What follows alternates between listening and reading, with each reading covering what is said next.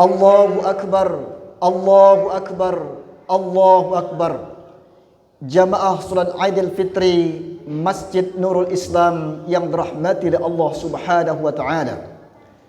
Tidak terasa ternyata Ramadan telah kita lewati. Begitulah cepatnya waktu mengejar umur manusia. Dulu kita punya kakek nenek. Ada yang sangat dekat dengan mereka. Ada yang biasa-biasa saja. Ada yang sangat segan dengan mereka. Waktu pun bergerak mengejar umur manusia. Kemana mereka sekarang? Mereka telah kembali kepada Allah Subhanahu wa ta'ala.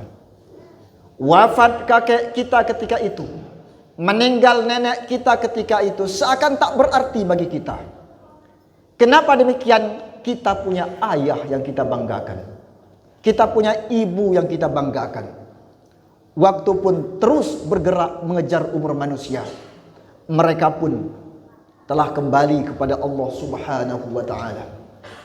Hari ini kita yang ada di alam dunia ini, ketahuilah, ulama mengatakan setiap kali anak Adam melangkah di muka bumi ini berteriak, wahai manusia, jangan pongah engkau, jangan sombong engkau. Hari ini engkau berada di atas perutku, cepat lambat engkau pun akan berada di dalam perutku.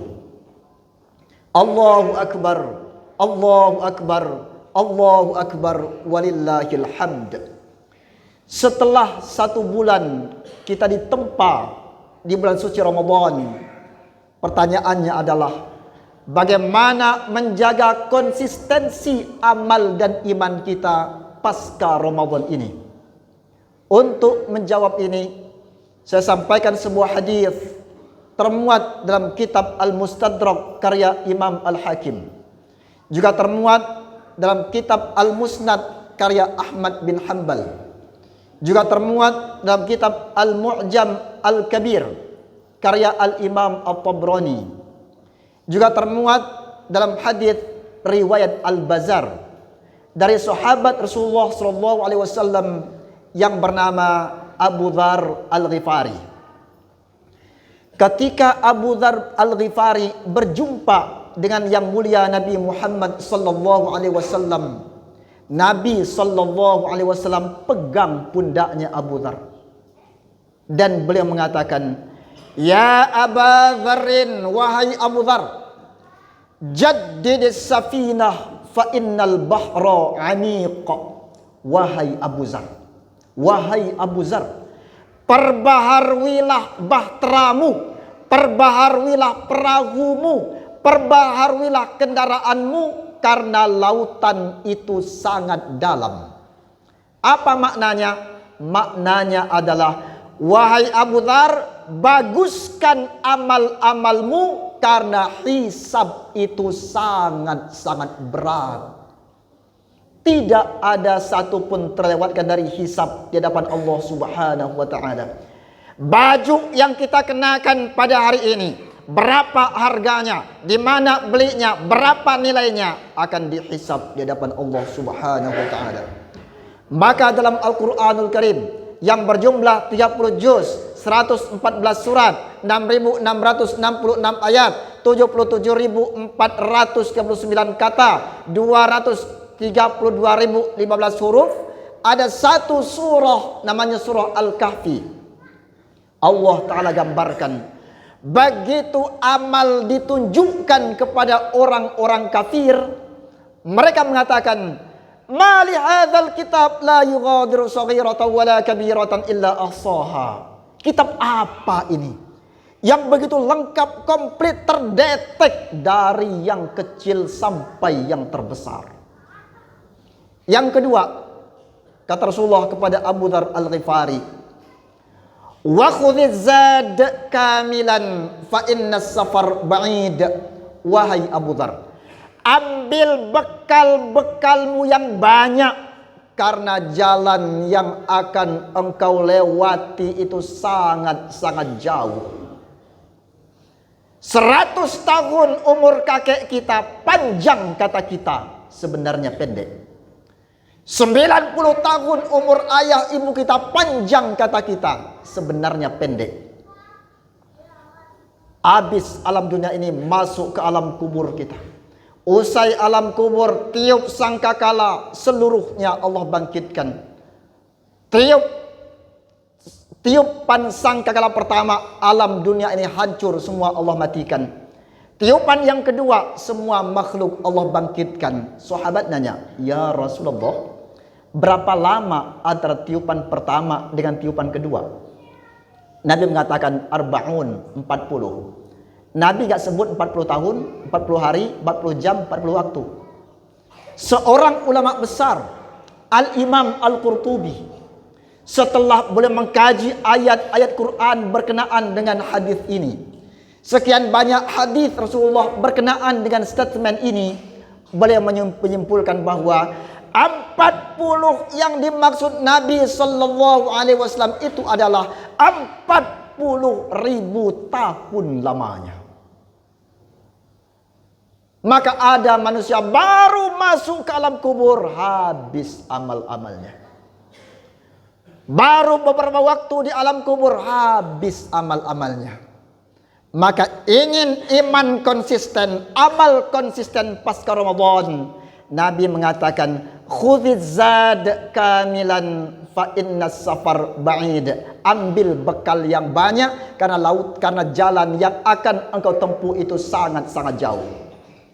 Yang ketiga, wa khaffifil himla fa innal aqabah kaud. Wahai Abu Dzar, ringankan beban-bebanmu, ringankan bebanmu, karena jalan yang akan engkau lewati itu sangat-sangat terjal. Apa maknanya? Ringankan beban maknanya kurangi dosa-dosa ini. Kalau sekarang belum taubat, kapan lagi waktunya hendak bertaubat? Tinggalkanlah dosa-dosa. Sekian Ramadan terlewati biasa saja. Yang sekarang ini usai Ramadan, taubatlah, tinggalkan dosa-dosa. Kenapa demikian? Jalan yang akan engkau lewati itu, wahai Abu Dzar, sangat-sangat terjal. Apa maknanya? Azab Allah itu sangat-sangat pedih. Maka dalam sebuah riwayat dikatakan bahwa ketika manusia dimasukkan surga dan neraka, ahli surga Allah izinkan untuk menengok ahli neraka. Sampai di neraka berteriak mereka, minta tolong mereka. Apakah minta pindah tempat? Bukan. Apakah minta diberikan makanan? Bukan. Yang mereka minta adalah minta minum. Kenapa? Haus yang mencekam. Dan setiap minta kepada malaikat, yang diberikan adalah wala syaraban illa hamima wa ghassaqa. Hamim dan ghassaqa. Hamim sangat dingin, aromanya menusuk, bau luar biasa. Begitu diminum, muntah, yang keluar bukan yang diminum, usus pun ikut keluar. Yang kedua, ghassaq, panasnya luar biasa. Sampai di lidah hancur, usus-ususnya terurai, usus-ususnya, otaknya pun ikut mendidih. Itu hamim wa ghassaq, minumannya ahli neraka. Maka kunci untuk yang keempat ini adalah Ramadan mengajarkan jaga solat kita ini.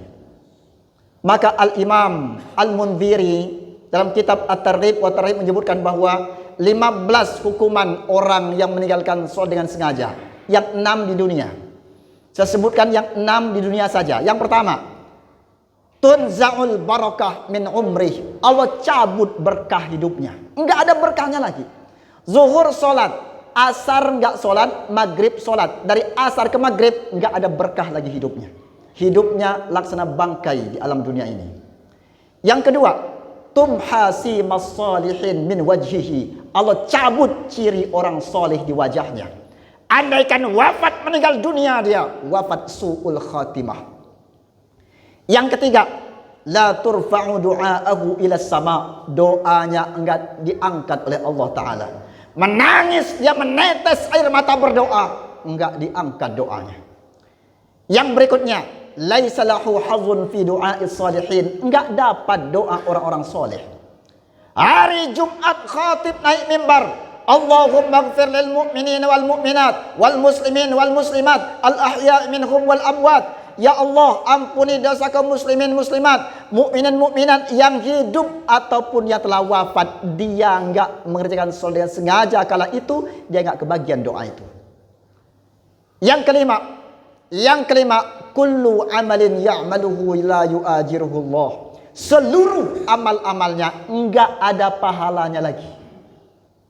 Subuh solat, zuhur enggak solat, asar solat. Dari zuhur ke asar enggak ada pahala amal-amalnya.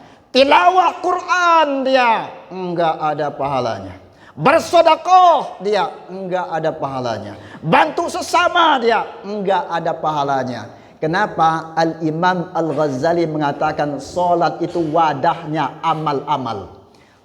Baca Quran ada pahalanya, masukkan ke wadahnya solat.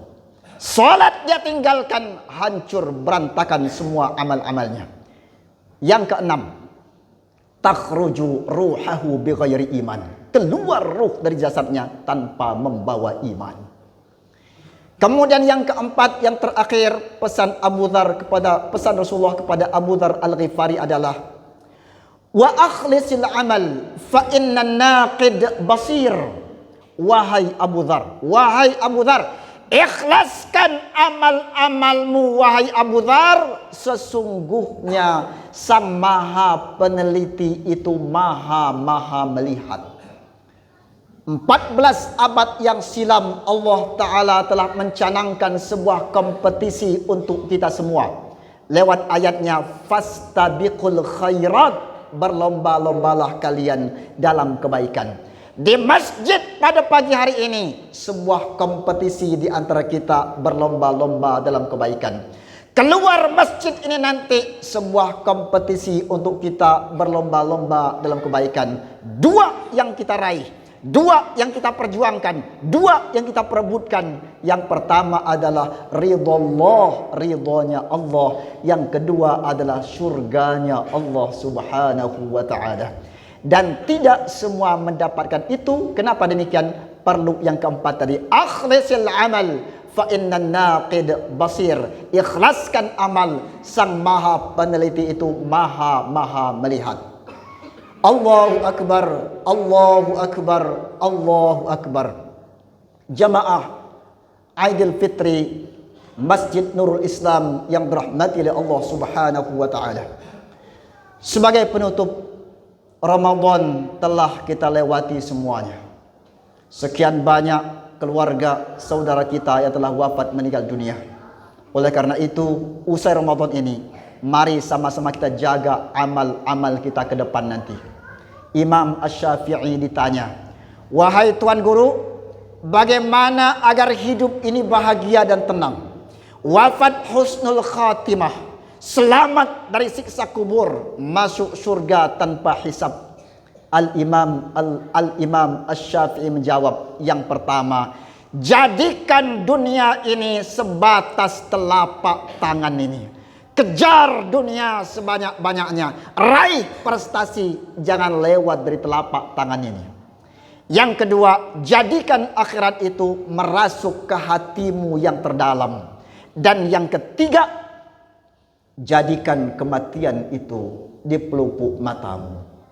Ruh dari Allah tiba masanya kembali kepada Allah.